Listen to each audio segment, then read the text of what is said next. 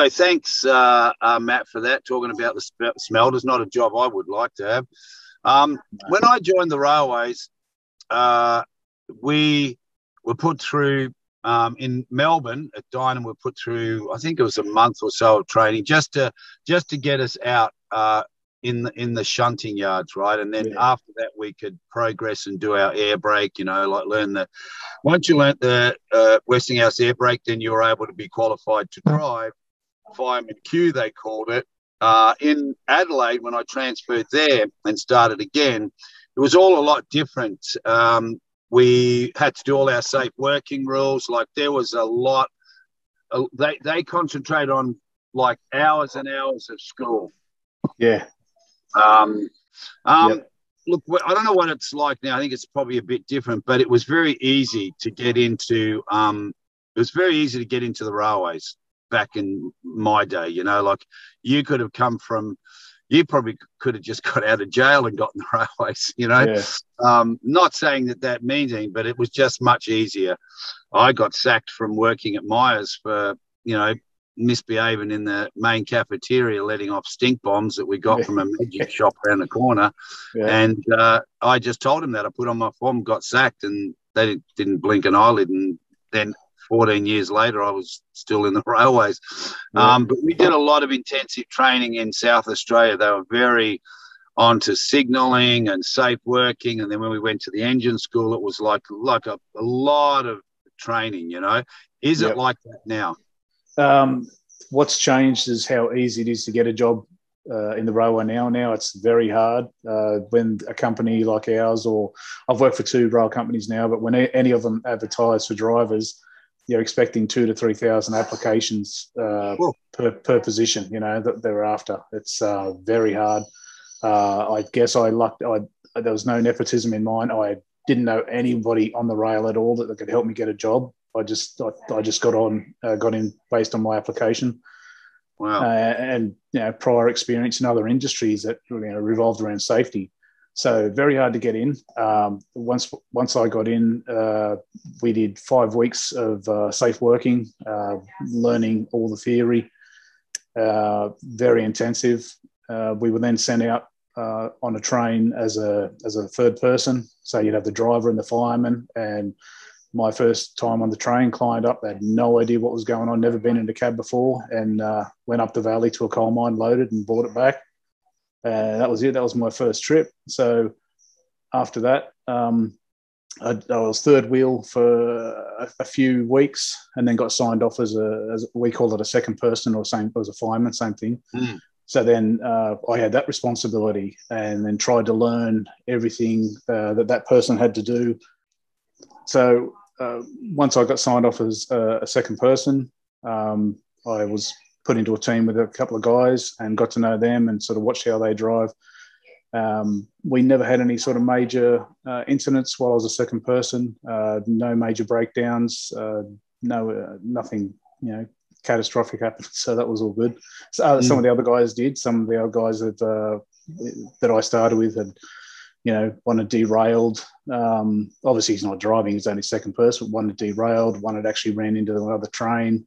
Nobody hurt, but pretty embarrassing for them. So after 18 months, I know when you started out, Andy, in the rail, it's a long time from when you come off the street to when you become an actual driver, or even get to your engineer school. It was 18 months, I think it was from when I started until I went into the engineer school. We call that a block school here. I don't know if they called it a block school back in your day. No. Yeah, I think it's just easy to say block school and engineer. Anyway, we did the block school. That went on for a month, learning all the theory on that, and then went out with a driver trainer. I think they called them inspectors in your days. Went out with a driver trainer, and they'd show us how to drive the train, and that was it. Once we got signed off from that, we were what they call a level 3. So you're off the street, you're a level 1. Once you've done your safe working, then you're a level 2.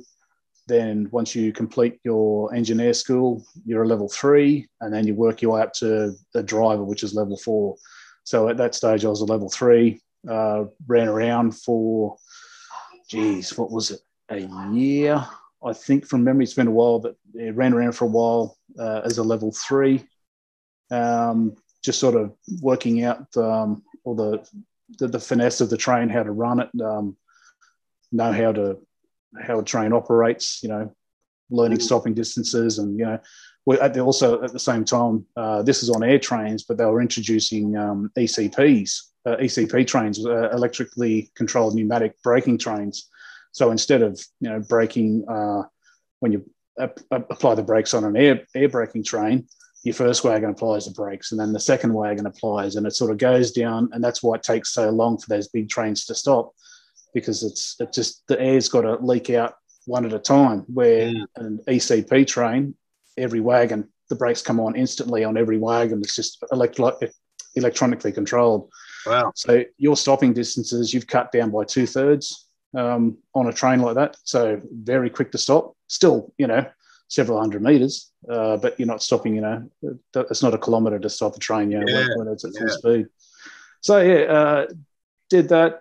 So I've learnt air trains and ECP, and then got signed off as a driver, and that was it. My first day as a driver, I had a level 2 with me. So they've trusting you from that very first day. You're a driver now. You've got to know everything. Now here's someone who doesn't know, and off you go. So it really puts the wind up you. You've got to know your stuff. Yeah, and I think, and that's really awesome. I felt that when you're saying it's like, back in our time, like it was still the same. You still had to know your stuff, but you had it probably a little bit longer because you weren't under pressure to become a driver. You could wait however long you wanted. And a lot of us skipped up from firemen on the freights to driving suburban trains, which we jumped probably 80, 90 guys, and to get your engine rating, and then you could get into the suburban link and start doing, and very similar, driving suburban trains, then build up to freights. But I think it may be a lot quicker nowadays. I think it's also your days, it's all government owned, where with us, it's all private business. They need bums on seats straight away. They need drivers, so they train you through as quick as they can because it's money for them. And it sounds pretty intensive too, the training. It's not an easy job driving a train. It's an art. It's a skill. Anything's easy till something goes wrong. It's everyone has a different way of driving, even though you're taught the same. But you do have your own little knack of driving, even though you're following the protocols and procedures, which is like anything, that's interesting. And plus the trains are way, way bigger now. The engine horsepowers are bigger. But like you just mentioned then, which I heard someone say it the other day about this electro-pneumatic braking is great because you've got instant brakes on the whole train. You don't have to wait for that, for the flow meters to balance before you can release the brakes, so you don't get sticking brakes. You can brake on, and then a couple of seconds later, if you don't need them, you can knock them off. And the flow meter it's not gonna worry. You're not gonna get sticking brakes. Yeah, and also you'd probably, for those who don't know, like in the old air braking system, you had to have the skill of using air braking. Is you had to make sure you didn't run out of air, because if you run out of air, you got no brakes. If you're not giving it time to pump up in the main reservoir. So what's the difference now? Is that quicker now for, like everything's releases quick and you got brakes instantly again? You have, you still got a flow meter that's got to pump that air back up, but it pumps the air up to cylinders on each wagon. So they've got their own reservoir of air on each wagon now, not running through a brake pipe. It's got it all begins with the engine, and it's one continuous pipe through to the tail. Every wagon's got its own air source now. That's awesome. Thanks for that. Hey, Doug, questions, mate. What from a non-railway man? You must be learning now, though. You've been on a few of these interviews. You must be getting itchy feet to become a train driver, Doug. Yeah, that'd be really cool if I could get a job like that one of these days. Yeah. Then we'll interview you. Yeah, that'd be great. So I'll be in the old folks' home by then, mate. I'll be sitting in a chair watching reruns of CSI or something. Polishing your Oscar and your your Golden Globes. Yeah. Yeah, playing with my little train set going, I used to drive these. Yeah. Hey, Dougie, you got a question, mate?